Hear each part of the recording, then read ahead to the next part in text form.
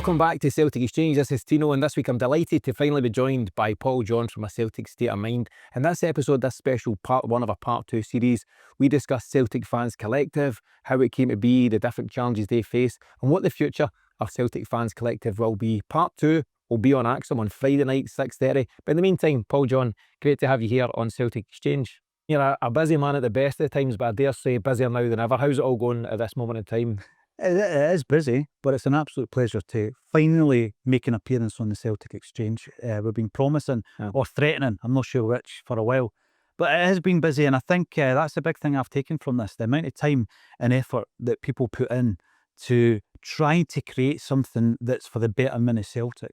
So I've had a slight insight into people who are maybe more experienced at some of the more activist roles at Celtic Football Club when it comes to the fan base, and just how much time and effort and money they put into it. It's quite incredible. Yeah, so there is so much going on at this moment in time, and I'm going to take it back, if you don't mind, to when the collective began. It feels like it might have been years ago. It was actually less than a month ago. I was looking on socials this morning. The very first post from Celtic Fans Collective was on the 20th of September. We're only now at the 14th of October, so not long at all. For those who maybe don't know, or had maybe come in halfway through everything that's going on, in a nutshell, how did the Celtic Fans Collective come to be, and why did it come to be? How did we get here? Yeah. How did it come to this? I think there's a tipping point. It's a classic case of that tipping point. And this is a big thing that anyone who speaks to me, Tino, outside of the bubble, thinks, why are you kicking off? I mean, look at the amount of trophies you've won. You've dominating Scottish football. These guys run the club brilliantly. Look at all the money you've got in the bank. It's not about that at all, is it? And it's not about one transfer window. And I think that the Kyra result following a period where we were all saying, make sure you're tooled up for the Champions League qualifiers because it's so basic. Doesn't matter who you're playing. Every game at that level is a banana skin. Doesn't matter who you're playing. Get all your ducks in a row. We didn't. And then the recruitment for that particular window simply wasn't good enough. We'd done the usual where it was just, signing loads of players and hopefully enough of them work out. And I think from that, it was a double done, if you like, and Celtic fans say, we've had enough. We've seen this movie before, and you're kind of setting us up for failure. And that's basically what happened. Then it was an open letter with a name list because there was no organisation, and people started adding their names as signatories, basically a vote of no confidence to me in the Celtic board. Spoke to someone this morning, it's actually someone you know well, Stefan, who's an Arsenal fan down south, and he said to me, what's it all about, Tino? Is it just another poor transfer window? And I said, listen, it maybe looks like that from the outside looking in. Yeah. It's so much more, isn't it? It absolutely is. I think I look as deep as I can into the genesis of this issue. And I think about the fact that Brendan Rodgers was virtually begging for reinforcements. And Callum McGregor. And then you can go through the regimes. And I've actually gone right back to the quotes that were read out. Jim Moore was on BBC Sports Sound at the weekend, and he spoke to Michael Stewart, who had a list of all the quotes going back from Brendan Rodgers right back to Ronnie Deila, whereby they've said, I need more assistance here. Maybe I'm not giving a strong enough vibe over to the board, and spoke about it. Lenny spoke about it, Ronnie Deila. You can actually take it further back than that. So anecdotally, we've heard from Johan Mjällby, and this is during the first period under Neil Lennon. We've heard from part of the management team, Peter Grant. So you can go right back to Tony Mowbray, because Granty was telling us stories about what was going on under Mowbray. So this is an ongoing issue. Yeah. But it gets to the point, I think it's a collection of things. The tipping point is we've got a glimpse at what was possible against Bayern Munich, and we didn't build on it, and it's the same old story, and enough is enough. And instead of reflecting on that Bayern Munich as a look what we achieved, it's actually become a yardstick or something to beat the club about with, because they haven't responded accordingly and the manager hasn't been supported to take that forward. In terms of the timeline of the collective, and as you say, how did we get to where we are now? The open letter goes out, I think, the 3rd of September. There's a meeting a week later on the 10th of September down at Gracie's that is attended by many of the 420 signatories in person. There's a whole host of folks on Zoom joining the call online.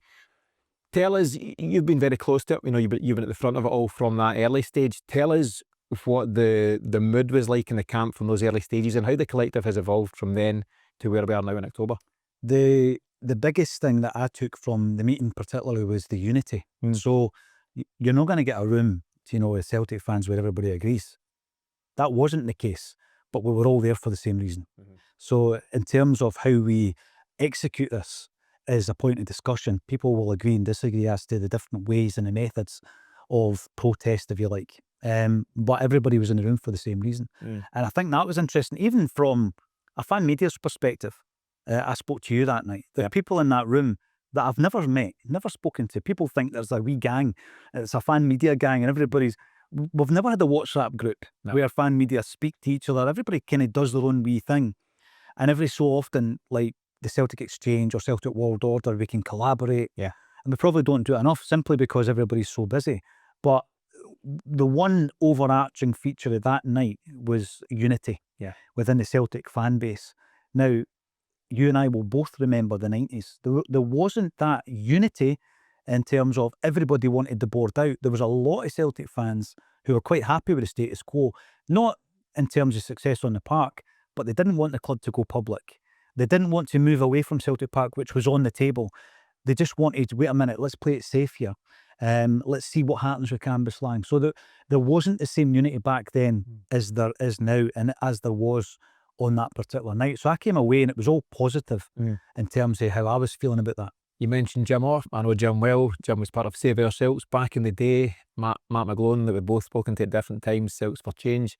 And they'd spoken about when they were making those moves in the early 90s, about frequently getting told to off by fellow fans. That was just part of things. Are you getting told to off right now? Are you experiencing bits of that? Well, online, as you know, it's an incredible world we live in, whereby any thought that enters anybody's mind can now appear on a smartphone in your pocket.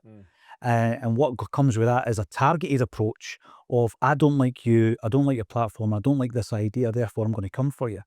That has happened. But to be honest with you, I think I'm at the point myself where I know how to deal with it. I've got my CCTV in operation at my house, so I've been through some of the more difficult elements of that. But a lot of Celtic fans are saying, you're wrong. You are going to become a divisive figure. How dare you tell us not to sing and cheer and all this kind of stuff? Because there was that thought process with the silence. People thought they were being told, don't cheer the team on the park, etc., etc., etc. It was actually about the singing section being silent and everybody kind of maintaining that silence, so that we've been treated with silence because communication's an issue, and we're going to treat the board with the same kind of level of contempt. So there's been a lot of that. There's been a lot of kickback. But when you look at the letter, 420 plus signatories, tens of thousands of fans represented, that's far outweighing the amount of people who are coming along and saying, we don't agree with this. So let me ask you about some of the challenges you faced initially as part of the collective, and the challenges that you will face moving forward. There's no doubt about that. Celtic is such an emotive thing, as we all know, and as you say, sometimes 3 or 4 folk in a room won't agree. You certainly won't get 60,000, hundreds of thousands across the globe and maybe more agreeing on different things. How do you manage the pushback? Because there has been pushback. Let's use the silence as an example. Lots of fans weren't for it, and they were quite vocal, or at least online vocal about it. How do you respond to that and to the kind of age-old "you don't speak for me" type question? You heard that as well. I've heard that a few times. I think the survey was good. The survey going into the meeting was good, because the whole process there was to say, right, here's a wider view of how the Celtic fan base is feeling. Even if you're an individual Celtic fan who's not part of a CSC or any of these groups that are listed in the list on the letter, you had an opportunity to fill in the survey. And then we had an overwhelming majority talking about change at boardroom level and how you would protest. Now, I've heard a lot about boycotts. That's a different discussion for me, because I don't agree with boycotts. And I've said this all along when it comes to boycotting stuff at the club. You need to have an end game. It needs to be very, very specific, achievable, realistic. The target that you're looking at, you've got to say after the boycott, how's this affected Celtic? Now, back in the 90s, sorry to go back to the 90s, there was an end game with the boycott, because the street movement knew through various factors that there was a going concern figure. And as soon as Celtic fell beyond that figure, underneath that figure for an attendance, we were no longer a going concern.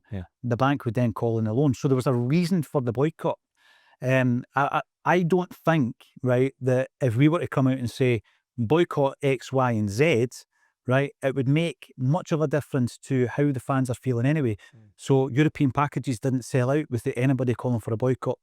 The merchandise is down in the superstore by 50% in September. Is that true? That's the sales. Where do you get those kind of figures? If you don't mind I've got a mentioning? source. Okay. I've got a source, right? So when I put this out on, Like Roger Ah, Hannah, you won't be revealing your source, did it? well, the first rule of having a source is never reveal the source. It's the Okay. old Fight Club thing, right? We'll Fair call him, what was the one on the hack? Apollo, Okay. right? So unfortunately, in order for you to continue to get the information, you can't reveal who's giving it. Fair enough. 50% down. Now, that's natural. That's without anybody screaming boycott X, Y, and Z. Now, what might happen is, I'm saying that some people don't like the silences.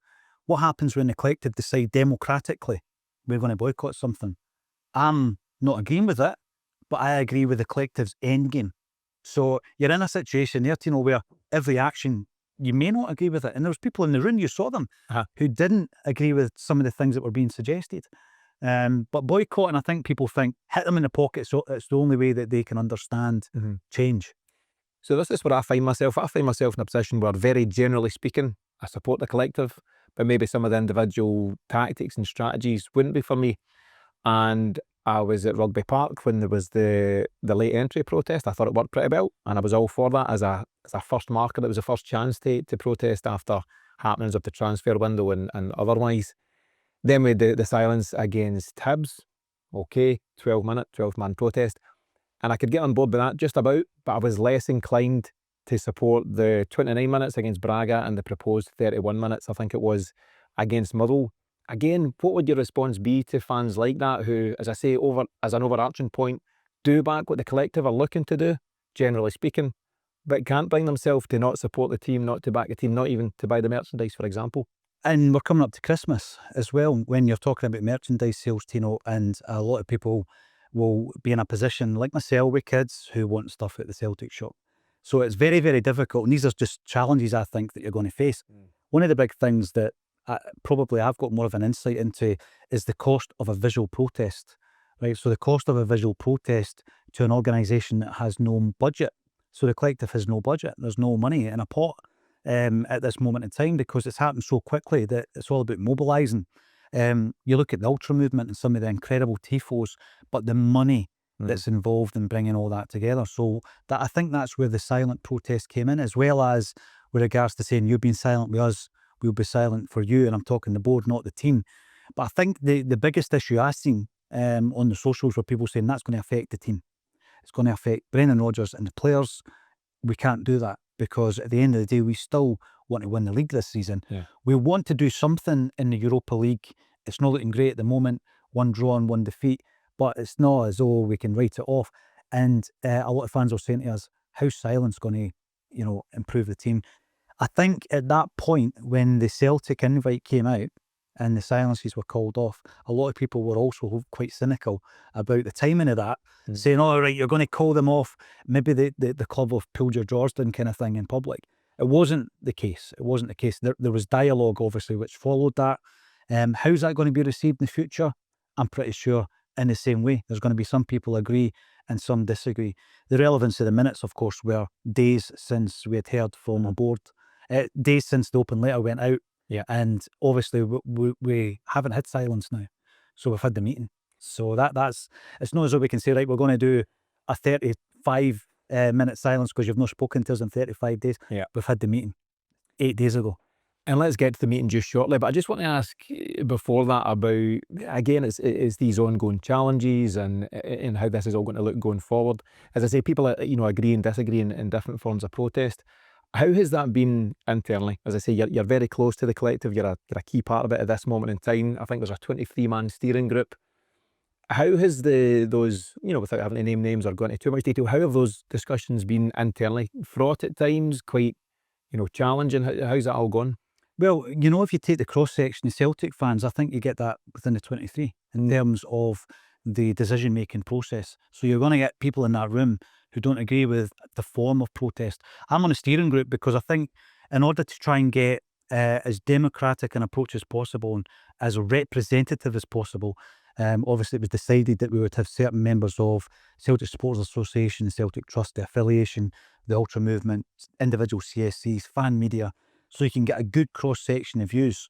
And I wouldn't say fraught, because I think even on the night that you and I were at that meeting, quite frankly, the CSA said, I don't agree with X, Y, or Z, but our members want this to happen. Therefore, I disagree with it. The members want it to happen, so you're going to get our vote. Yeah, democracy rules and all Yeah, that. absolutely.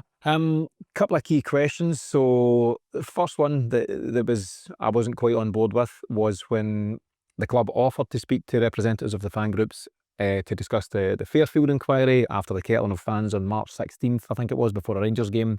And partnership, I suppose, the collective plus those various fan bodies said no to that meeting. I thought at the time that was a mistake. That would be my gut feeling on it, that in these types of situations, when someone offers engagement, frosty as those relationships may be, you take it and you hopefully take meeting 1 into meeting 2 and so on and so forth. There was a brave call made at the time not to take that meeting, and obviously we then get the meeting of last Monday, 6th of October. But what was the decision-making process like in knocking back that first olive branch from the club? I think the way that was broken down is to speak to each of the individual groups, associations, affiliations, and ask, what's your feeling on the timing of this? And it's on their terms, rather than, to almost say, well, here's an olive branch because you're saying we're not speaking to you, let's talk to you. Why has it not happened before now? After all these months, why has this not been indicative of your communication, two-way street with all these different groups? So from the outside looking in, people might say, you're asking for communication, yet you're knocking it back. I think it's a wee bit more nuanced than that. And then, of course, that discussion took place at the main meeting last week eventually. But I think it was a bold move. It was a bold move because a lot of fans might look at it and not understand the nuance of that. But it was more to say to the club, look, you can't throw that bone at us and think we're going to go away. This is one of many discussion points we need to have. So let's get you around the table, and that'll be something on the agenda rather than the entire meeting's going to be around that one subject. So then fast forward, we're approaching the Braga game on the Thursday night, the planned 29 minutes of silence for that one, which would have represented 29 days without any meaningful contact from the club. And then the club do reach out, I suppose, for a second time and say, listen, I know you're planning silence. Let's chat here. Let's talk about the 7 points on the list, including the Fairfield inquiry and otherwise. At that point, is it an easy call to make to go and attend that one? I think so. I think it is, because we've been calling for answers to the 7 questions. There's obviously additional things on top of that, like the Sun leak, for example. Let's talk about that. And anything else that has come to light through the various meetings, because as well as the public meeting at Gracie's, there was then ongoing dial-in meetings from everybody tuning in and discussing next moves, etc. So when that came in, I thought it was a good move. Timing wise, again, you could be cynical about it, but when you're going into a European game, nobody wants silence. Nobody wants silence. Everybody hears about the atmosphere at Celtic Park, Tino. It is the difference sometimes between a win or a loss. I've spoken to players, they tell you about it. Managers in the dugout, they tell you about the impact of the Celtic fan base on any given occasion, but on a night like that. And that took us to the meeting. And I went into that meeting with no trepidation. I thought to myself, right, this is positive. Let's go in, let's hear what they've got to say. Let's start to build something in terms of our communication flow. That was my take on it going in last Monday night. And we'll get to some of the topics that were discussed, and we can't cover it all, but we'll cover some of the key topics from the meeting itself, the Sun article, absolutely. But just let me take it forward, first of all, to many folk who on the back of the meeting have now said, what was the point? You shouldn't have taken the meeting in the first place. You've played right into the club hands. They've played you like a cheap fiddle, quote unquote, from somebody, and words to that effect. And people have come out and said there was just no point in the meeting, and there's no point in future meetings. Before we get into the detail of meeting 1, do you believe there is a point in future meetings, and what would your response be to that? I think communication is key. The only way you can ever resolve anything, negotiate, compromise, is through communication. Yeah. That's key. But the communication has to be effective. It has to be effective insofar as when we go in, I thought we were really well represented by those who spoke on the night. Everybody had an opportunity to chip in, but it had to be structured. Yeah. So, Paul Quigley did, you'll see that from the minutes, most of the talking. But the club didn't cover herself in glory, Tino. I mean, I went in, as I say, with no trepidation, thinking this is step 1 of something that can really build bridges and get hopefully to a resolution, which is let's look to better Celtic. Let's maximise the potential of Celtic Football Club. Did we get that in that meeting? Absolutely not. Nowhere near it. And by the way, I know that people are saying you've been played like a cheap fiddle and all this kind of stuff. I don't think so. I think if you knock back the second meeting, that's the wrong decision. Yeah. Knocking back the first one, I can see the reason behind that. But you would never ever get to a resolution if you knock back that second meeting. Yeah. Let me ask you then about the meeting itself. I know a lot of folks have covered it in different ways. There's blogs, there's a couple of podcasts doing the round, and all cover it in pretty good detail.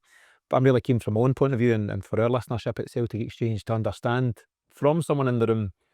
So first of all, the tone, I believe, certainly initially is one of, let's all move forward, let's work together, and it's all pretty friendly. But at what point in the meeting do you come to what I believe is your conclusion that you're not completely bought into what this Celtic board are doing? As I say, some of the people in the room that night representing Celtic, I've had dealings with them over the years.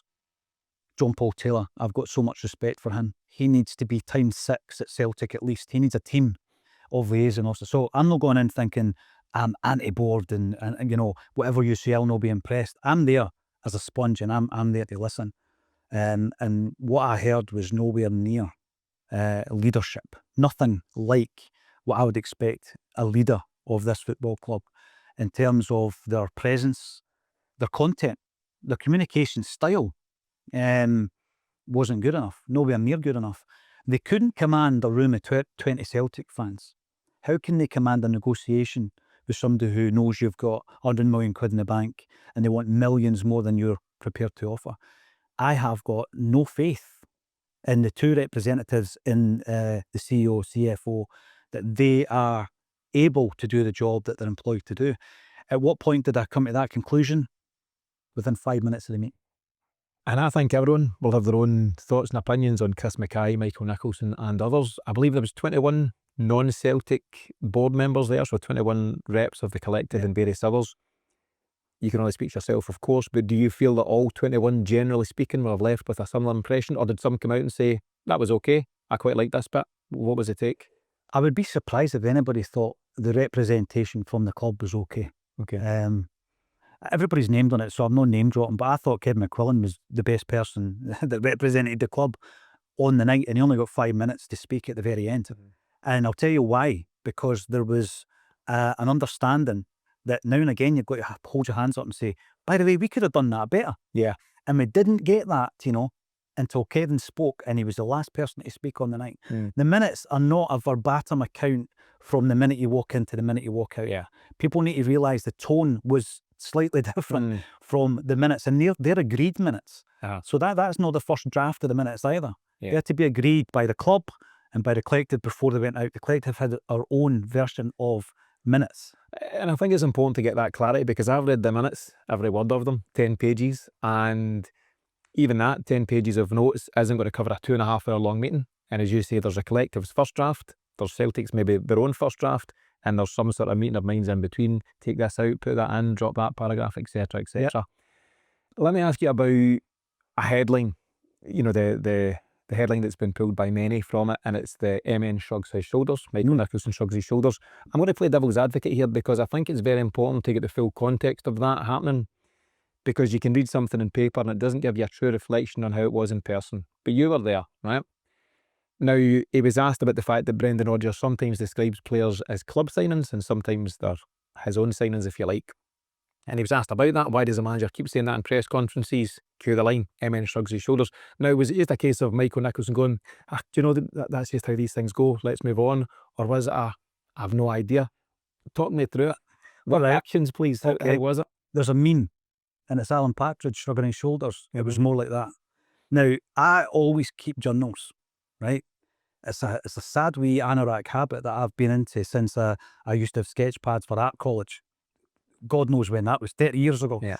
I note things down, verbatim, when I think it's important. There was also words uttered during the shrugging of the shoulders that didn't make the minutes. Okay. Right? So I can tell you with a 100% certainty, it wasn't the way you thought, these things. It was a proper, I don't know. Was it a real striking moment, possibly the most striking of the 2.5 hours for you? It was up there. There was a few, but I was thinking, what on earth are we going to do as a football club if you don't know because you need to know. You're paid 900 grand last year to know the answer to this question, and you're nowhere near it. I followed that up, and I spoke about Paul Tisdale had been described as the talent spotter, the spotter of talent, right? And then what then happens, this is the way it was described to us, what then happens is Brendan Rodgers rubber stamps every signing. So I've either asked this before or after the shrugging of the shoulders. It was in and around that time, not in the minutes. And I'm sitting thinking to myself, Charlie Nicholas style, right, so Tisdale identifies the players, Rodgers agrees, and then the contracts guy and the finance guy, i.e. our CEO and CFO, go in and do the deal, right? And I asked if a player is signed as a so-called club signing and Brendan Rodgers has no obligation or feels no obligation to play them. Not just from the guys we just bought, by the way, because the example I used, just as an example, was Jamai Simpson-Pusey. Yeah. But you could say Nawrocki falls into that category. There's others. And he feels no obligation. I mean, go right back to Marvin Compere. He feels no obligation. If he's no my player, I'm not playing him. My question was, does that mean we're functioning properly in terms of recruitment? And instead of answering the question, Chris Mackay focused on the fact that I had used Simpson-Pusey as an example and said, we can't speak about individual players because that's confidential. That wasn't the point. The point was, is this dysfunctional? Yeah. And how? And why is it dysfunctional? So instead of even answering the question, it was very much, it was all about batten down the hatches. Don't question us, and we're going to hide behind confidentiality. If you want to talk about finances, we'll hide behind UEFA regulations. We'll hide it behind tax implications in other countries. And it was, give us a straight answer. That's why I've got to give credit to Kevin McQuillan, because he gave us a straight answer. Yeah. Do you feel, now I'm keen to catch as much as I can here just during this session, but do you feel that so many of the questions across a 2.5 hour period were shut down? We can't speak about him, or accountability is a thing, but we can't speak about individuals at the club, and was shutting down the tone of the whole thing. There was 7 points to work through. Do you think the board's objective during those 2.5 hours were we can shut down number one by this confidentiality, that confidentiality, and so on and so forth? Did that feel like the tactic? Putting out fires, And you're talking to someone who's a lawyer, to trade. That's what they do. They put out fires, don't they? So it's like, here's a point. We found something that you're quite vulnerable in. They will find a reason not to answer that question, because it gets to the point where they have to admit responsibility, and they don't want to do that. Whereas if you admit that things could have been better, right? And again, this came out, but the club admitted that they were unhappy with X, Y, and Z. Did they? Because through that 2.5 hours, right, they thought that the European performance over the last decade was good enough. Yeah. They thought that recruitment was functional. Absolutely not. And there's not a lawyer in the land that can argue that it is. Because as fans, right, I mean, I was hearing today, Shim Yamada and Inamura, you're telling me Brendan Rodgers signed them off, rubber stamped them, right? Players in Japan no longer want to come to Celtic. Yeah. On the back of Maeda's treatment, and also these two guys I've just mentioned, because that's dysfunctional. Football guys talk. Of course they do. Absolutely. And I do, just going back a bit, I do believe that, not just in football and in Celtic, but in all walks of life, sometimes if you just put the pause up, it buys you a bit of grace, it buys you a wee bit of credibility, and you can then use that as a starting point to move on. This discussion here is obviously part one of part two, Celtic Exchange ACSOM crossover. And I want to ask the very pointed question now as we head towards the end of this part one. Celtic are about to get into a run of 7 games over 21 days. Crucial fixtures, Europa League, League Cup semi-final against Rangers, no less. Really important stuff in terms of the on-field. But of course, all the while, everything rumbles on in the background. So what next at this moment in time, Paul John, for the collective in the days, the weeks, the months, and even beyond? Well, the big thing this week is there's going to be 2 meetings. The first one will be the steering group. As many people within that steering group who can meet in person will do so in Glasgow. And then that'll be followed up by all the signatories on that letter being invited to a second meeting, again, in person. And that's just to show the democratic process. So you're saying what's next? We'll find out after those 2 meetings, really. I think the main thing is to keep the fires burning in terms of we're not going to go away.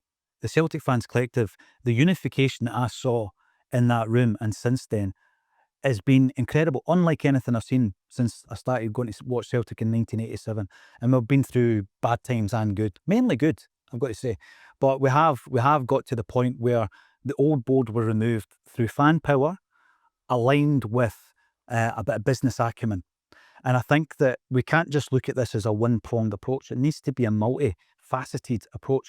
Brian Gilmore from Celtic Underground pointed that out that night. Yeah. And I thought his point was very good. We need to look at corporate governance. Of course we do.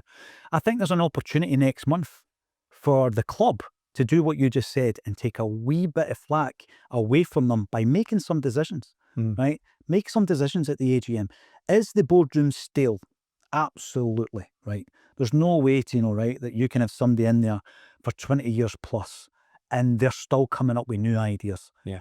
What I've tried to do in the last few weeks, maybe a couple of months, is speak to people who have been on boards of big companies, CEOs of big companies. Tell me what it's like. What's healthy in relation to the churn rate of a board member? Somebody coming in and they're telling me that, beyond 9 years is unthinkable. Yeah, 24 years for Tom Allen. 24 20 years. for Brian Wilson. But there's that opportunity, I think, at the AGM, right, to say, right, we need a refresh. We absolutely need a refresh. Now, they'll never admit it's due to the unrest or the collective mobility. They will never, ever admit that. But the actions do speak louder than words for me. I think also you've got to make an announcement on the future of Peter Lowell. You've got to make an announcement on the future of Brendan Rodgers. You really do, and maybe we'll get to all of those key questions in part 2. Last question for part 1 though. Is there an appetite at this moment in time for further protests? Can you talk about that before these meetings? What's your gut feeling with regard to that? And as I say, with 7 very important games coming up in the next few weeks. I think the number 7 keeps coming up. I think there needs to be protests. Now, the type of protest, how it's executed, is up for debate. That's something that will be democratically agreed upon this week. I'm guessing they're very well organised. This is a big thing. And I think with regards to the steering group, although I've been part of it, I'm not the leader. Absolutely not the leader. There's a lot of strong voices in there. Maybe they need a leader. Maybe they need a focal point. You've mentioned some of the old school, the OG ones that I call Matt McGlone, Jim Orr. These guys had leaders at the spearhead, the forefront. I think what's happened now is that they guys weren't affiliated really with any other group at the time. I know Matt had a fanzine at the time. But if you get somebody, let's say, I'm just going to pull a name out the hat here and say, right, Paul Quigley. Paul Quigley's been affiliated with other movements in the past. Jeanette Finley's affiliated to the Celtic Trust. And I don't think they want someone who's so strongly affiliated to another movement. And in my respect, ACSOM is obviously my day-to-day life, if you like. Therefore, I think it needs to be somebody new, somebody fresh, who is able to put into words what's happening at all these meetings, and there's loads within the Celtic fan base, Yeah. I mean, I think that's one thing with regards to Celtic fans. See, if we don't know the answer to something, we'll go and find it out. Yeah, do you know, I've said for a long time, or at least over the last few weeks, I do believe that a figurehead is required, because you can't get behind an organisation in the same way that you can get behind an individual. And, whether that's someone quite bombastic, like a Brian Dempsey type figure, or Matt McGlone, who's boots on the ground, Jim Orr, doing what he done as part of Save Ourselves. I was going to ask the question, if you're that guy, are you that guy? I don't think I'm that guy. I think people see me and probably think, there's ACSOM. There's that guy from ACSOM. And I will help as much as I can possibly help.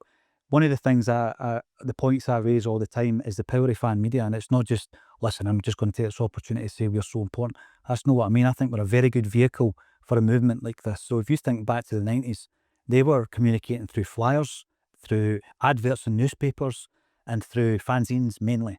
And then they used mainstream media as well. They utilised that really, really well. What the collective have in their favour now is a plethora of fan media platforms who go out to an incredible amount of Celtic fans on a monthly basis. I think that's ACSOM's role. I think it's your role. I think it's all the other fan media role to come together. And we've done that. Come together, share the message. I think that's what my role is going to be in the movement. Brilliant. Listen, lots covered, Paul John. Great to finally get together, Celtic and ACSOM. As I say, this was part 1 of a 2-part series. Be sure to tune in to ACSOM on Friday night, 6:30 for the rest of it. But in the meantime, for myself and Paul John, thanks for tuning in.